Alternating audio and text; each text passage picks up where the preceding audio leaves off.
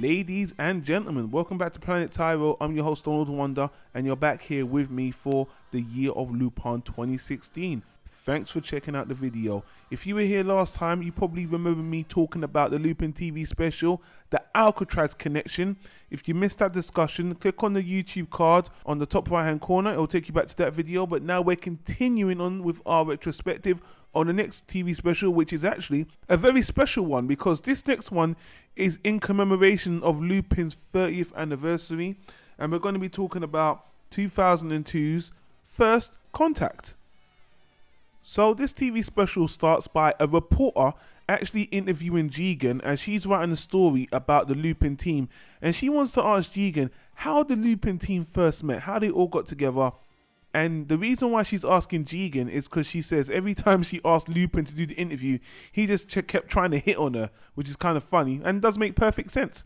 So Jigen has a little bit of a reminisce and starts to tell her the story of how they became, or how, you know what, he actually starts by telling them how he himself met Lupin. And then what you find out in the story is that through a coincidence, through a string of events, Lupin, Fujiko's and Nagata, Goemon, they all met under a certain set of circumstances in the United States.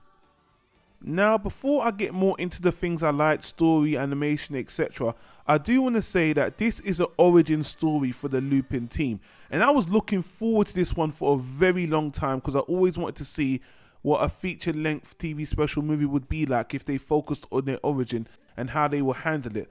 Now, I will say I've already seen a bit of the TV series, you know, the first episodes of the first Lupin TV series, and that didn't exactly start with an origin story. And I've even heard in like the Fujiko series, they have a different interpretation of how they met. So I don't think by any means this is meant to be the definitive version of how they got together. This is just another version of, and even at the end, it's kind of like, did it happen this way? Didn't it happen? That doesn't really matter. I was interested to see how they would do this movie in commemoration of the 30th year. And honestly, I will tell you, I was not disappointed.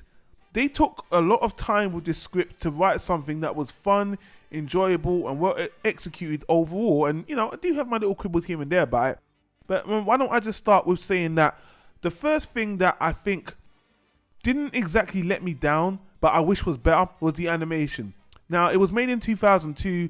The animation quality is good. The animation quality of 2002 is good, and I could tell they did put a little bit of effort into it. But for an origin story, and especially for this particular story, which was very enjoyable, by the way, I wish it was like movie quality budget to bring out the best parts of this story. And I think as a Lupin origin story, it deserved it. But the character designs were okay. The sceneries were good. The action scenes were good as well. Overall, it's competent and it's colourful.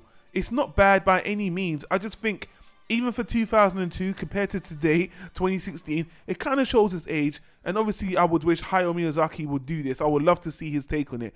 But the animation is good. I'm not going to lie. It was definitely decent. And I actually found the animation got better as the movie went along, which is interesting. As the stakes got higher and it got more intense, the animation seemed to get better. So that's a good thing.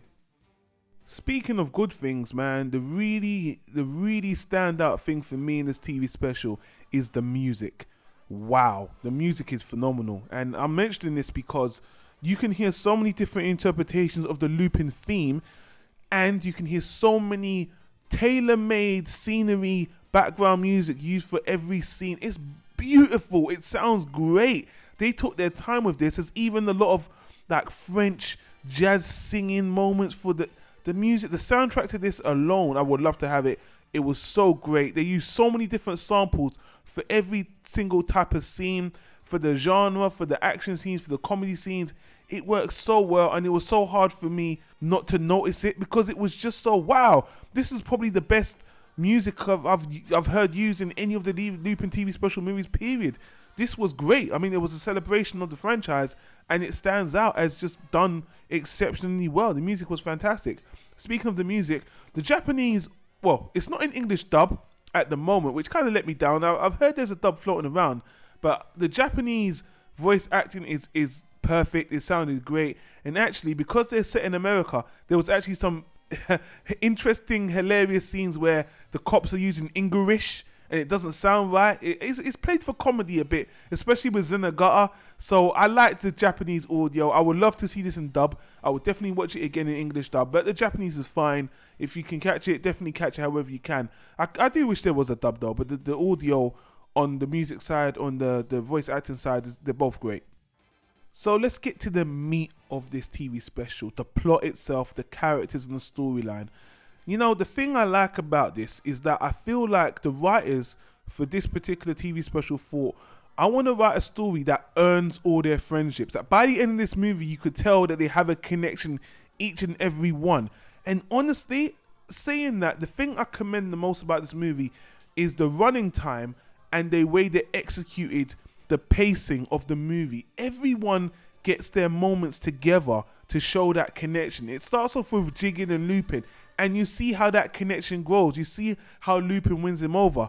Fujiko and Lupin get their time. You see how they introduce. You see how they get together. Zenagata, you see how he comes in and becomes part of the ICPO, or just chasing Lupin, or how his obsession with Lupin started. And the only thing I was kind of questionable about was Goemon, because Goemon was a background character for most of this movie. So I was very like, okay, they're kind of leaving him out. But he comes in at the end. It makes sense to the plot, and him and Lupin have one of the most funniest interactions, which turns into a long chase scene near the end. And Goemon is a very questionable character in the terms of getting a samurai to fit in this crime franchise. It never really made sense to me, but I like this movie, set it up fine, and he's always that kind of character that gets him out of trouble, but I thought it was fine. I was actually waiting to be disappointed by Goemon's introduction into this movie, but it was fine, it made sense. It was at the end, but they did give him the right amount of time. And if you're talking about the bits and pieces, the plot on the whole, stealing the treasure and how they're all backstabbing each other, it was classic Lupin. It was done really well. The action was okay. The gunplay with the team was fine. The villains were disappointing, but the Lupin villains are never that great.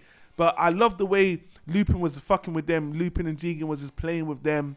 And ultimately, I think it was kind of a simplistic story, but it had enough twists. It had a lot of the basic Lupin theme that I enjoyed myself. And I will say, man, the one thing they got right, which sometimes they do not get right in a Lupin movie, especially when you're balancing so many things, is the humor. The humor was there as well. They got every single thing right. They got their levels right. The pacing, all the genres, all the elements of a Lupin movie, it's all here. Like I said, the only thing that kind of disappoints me is I thought the animation could be a bit better.